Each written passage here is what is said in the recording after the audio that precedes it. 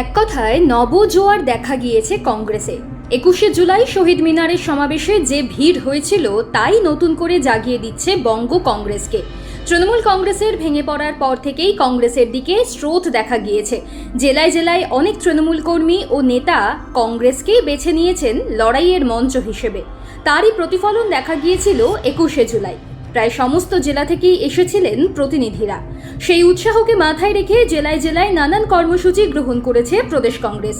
তারই মধ্যে আবার নতুন উদ্যোগ নিতে চলেছে কংগ্রেস। এক বছরের মাথায় ফের লালবাজার অভিযানে ডাক দিল প্রদেশ কংগ্রেস। আইনের শাসন প্রতিষ্ঠার নামে রাজনৈতিক কর্মসূচি থেকে প্রতিবাদীদের গ্রেফতার এবং দলের কর্মী সমর্থকদের উপরে হামলার প্রতিবাদে আগামী ৫ই আগস্ট কলেজ স্কোয়ার থেকে লালবাজারের অভিমুখে মিছিলের কর্মসূচি নিয়েছে তারা।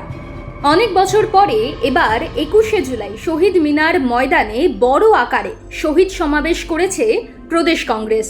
তাতে যোগ দিতে আসার পথে নানান জেলায় কংগ্রেসের কর্মী সমর্থকদের উপরে হামলার অভিযোগ উঠেছিল। এরপরে নিট কেলেঙ্কারির প্রতিবাদে কলকাতায় ছাত্র মিছিলের শেষে পুলিশ ও সাংবাদিকদের উপরে হামলার যে ঘটনা ঘটেছে তার জেরে কংগ্রেসের কিছু কর্মী গ্রেফতার হয়েছেন। শুভঙ্কর সরকার মিডিয়াকে বলেছেন, নতুন সরকার এসে আইনের শাসনের পথে যাবে বলে মানুষ আশা করেছিলেন, কিন্তু অগণতান্ত্রিক আচরণ করছে শাসক দল, বিরোধীদের উপরে হামলা হচ্ছে। রাজ্যের রাজনৈতিক পরিস্থিতি ও দলের সাংগঠনিক বিষয়ে প্রদেশ কংগ্রেসের সভাপতি শুভঙ্কর সরকার ও এআইসিসির নবনিযুক্ত পর্যবেক্ষক প্রকাশ যোশীর সঙ্গে সোমবার দিল্লিতে বৈঠক করেছেন এআইসিসির সাংগঠনিক সাধারণ সম্পাদক কেসি বেণুগোপাল। সূত্রের খবর, দিল্লিতে বেণুগোপাল এবং এআইসিসি সম্পাদকদের সঙ্গে প্রদেশ কংগ্রেস সভাপতির বৈঠকে সংগঠন সৃজন কর্মসূচিতে কিভাবে সাংগঠনিক পুনর্গঠন হবে তা নিয়ে আলোচনা হয়েছে। কংগ্রেস জাতীয় স্তরে ২৯ সালের লোকসভা ভোটকে সামনে রেখে ময়দানে নেমে পড়েছে। নিট আন্দোলনের ফলে কেন্দ্রীয় শিক্ষামন্ত্রী ধর্মেন্দ্র প্রধান পদত্যাগ করেছেন। ১২ বছরের বিজেপি সরকারে যা বিরলতম ঘটনা। এখান থেকেই কংগ্রেস ফের দলের আন্দোলনকে জোরদার করতে চাইছে, যাতে বিজেপিকে চাপে রাখা যায়।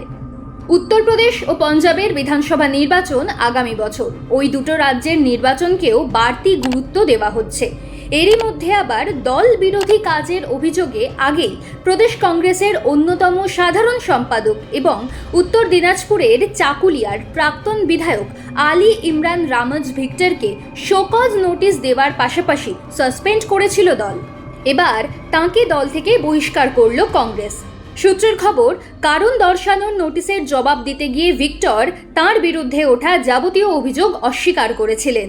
এও প্রশ্ন তুলেছিলেন, শোকজের সঙ্গেই নিলম্বন কি করে হয়।